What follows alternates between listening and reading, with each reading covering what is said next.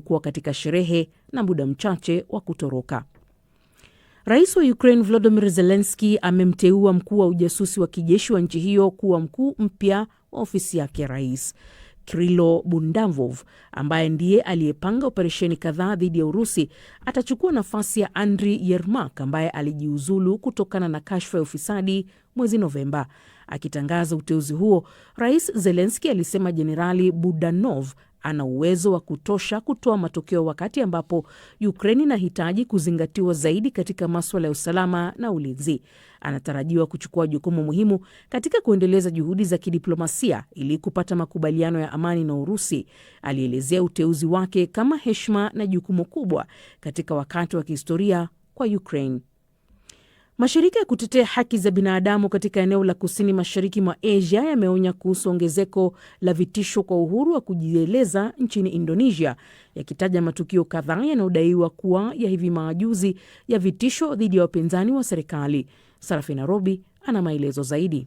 Taarifa ya pamoja iliyotolewa na mashirika ya kutetea haki za binadamu 91 imelaani kile ilichokitaja kuwa mwenendo unaoongezeka wa mashambulizi dhidi ya uhuru wa kujieleza. Walioripotiwa kulengwa ni pamoja na wanaharakati waliokosoa sera za serikali za mazingira na kukabiliana na mafuriko mabaya kaskazini mwa Sumatra mwezi Novemba. Serikali ya Indonesia ikijibu ilisema ilikataa na kulaani kila aina ya vitisho au vitisho kwa raia wake, ikiwa ni pamoja na wanaharakati. Katika moja ya matukio ya hivi punde, mkosoaji mashuhuri wa serikali na mtu maarufu kwenye mitandao ya kijamii alisema kuwa kifaa cha ushambulizi cha Molotov cocktail na kuku aliyefariki vilitumwa nyumbani kwake na washambuliaji wasiojulikana. Hii ni BBC. Leila Mohamed, msikilizaji, ndiye kakusomea taarifa ya habari za dunia. Matangazo ya Dira ya Dunia yanasikika kupitia redio shirika mbalimbali FM kwenye tovuti yetu bbcswahili.com na kwenye ukurasa wetu wa Facebook BBC News Swahili. Karibu tena msikilizaji, mimi ni Karo Robi. Rais wa Marekani Donald Trump ameionya Iran dhidi ya kuwaua waandamanaji, akisema Marekani iko tayari kuingilia kati na kuwanusuru waandamanaji hao. Sarafina Robi anakuarifu zaidi. Rais wa Marekani Donald Trump ameonya mamlaka ya Iran dhidi ya kuwaua wanaoandamana kwa njia ya amani, akisema taifa lake litawaokoa. Katika chapisho kwenye mitandao ya kijamii aliandika kwamba, na nikimnukuu, tuko tayari kwenda huko, mwisho wa nukuu. Hakutoa maelezo zaidi. Afisa mwandamizi wa Iran Ali Larijani alijibu kauli ya Trump akionya kwamba kuingilia kati kwa Marekani katika masuala ya ndani ya Iran itakuwa sawa na kuyumbisha udhabiti wa eneo lote la Mashariki ya Kati. Takriban watu 6 wameripotiwa kuuawa nchini Iran siku ya Alhamisi baada ya karibu wiki moja ya maandamano makubwa yaliyosababishwa na hali mbaya ya kiuchumi. Marekani ilishambulia vituo vya nyuklia vya Iran mwezi Juni, ikijiunga na kampeni ya anga ya Israel iliyolenga mpango wa nyuklia wa Tehran na uongozi wa kijeshi. Iran inaunga mkono makundi ya Lebanon, Iraq na Yemen. Machafuko yanayoongezeka nchini Iran yanaripotiwa kusababisha vifo vya watu wengi zaidi katika siku ya 5 ya maandamano dhidi ya kupanda kwa gharama ya maisha. Shirika la habari la Fars na pia kundi la haki za binadamu Hengo lilisema watu 2 walifariki wakati wa mapigano kati ya waandamanaji na vikosi vya usalama katika jiji la Lordegan, kusini magharibi mwa Iran. Watu wengine 3 waliuawa huko Azna na mwingine huko Hudest. Fars iliripoti wote wakiwa magharibi mwa nchi. Hapo jana siku ya Alhamisi, video zilizowekwa kwenye mitandao ya kijamii zilionyesha magari yakiwa yamechomwa moto wakati wa mapigano kati ya waandamanaji na vikosi vya usalama. Waandamanaji wengi wametaka utawala wa kiongozi mkuu wa nchi hii usitishwe. Baadhi pia wametaka kurejeshwa kwa utawala wa kifalme. Maandamano hayo yalianza mjini Tehran miongoni mwa wafanyabiashara waliokasirishwa na kushuka kwa thamani ya sarafu ya Iran dhidi ya dola ya Marekani katika soko huria. Kufikia siku ya Jumanne, wanafunzi wa vyuo vikuu walikuwa wamejiunga na maandamano hayo na yalikuwa yameenea katika miji kadhaa, huku watu wakiimba dhidi ya watawala wa kidini wa nchi hiyo.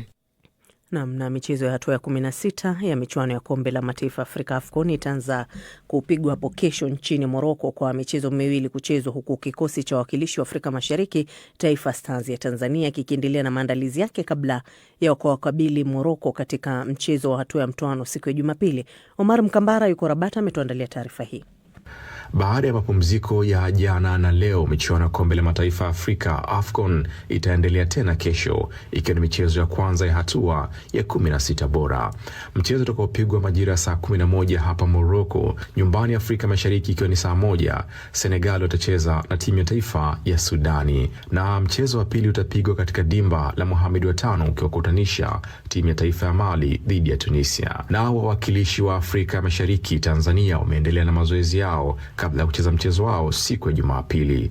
Afisa habari wa shirikisho la kandanda la Tanzania, Clifford Mario Ndimbo, amesema wanaendelea na maandalizi kabla ya kuwakabili Morocco. Kesho pia tutaendelea na maandalizi yao kuelekea kwenye mchezo dhidi ya wenyeji Morocco, lakini hali ya kambi iko vizuri, wachezaji wako vizuri, wako tayari kwa mchezo na tuna imani kwamba tutafanya vizuri katika mchezo huo kama ilivyo matarajio yetu ya kabla ya mashindano na mpaka sasa kwenye hatua ambayo tumefika ya 16 bora. Na kuelekea mchezo huo Morocco na Tanzania, nimezungumza na mchambuzi wa soka Shafi Dauda kutaka kujua, je, Tanzania inaweza kushangaza ulimwengu wa soka? Pamoja na kwamba ni Mtanzania, natamani Taifa Stars ifanye vizuri zaidi, lakini tutacheza na Morocco, taifa linaloongoza kwa ubora kwa sasa barani Afrika, taifa ambalo limetengeneza miundombinu bora ya kutengeneza kiwango chao walichokuwa nacho katika level ya timu za taifa. Ni taifa bora sana. Sisi bado hatujafika hata nusu ya ubora wao.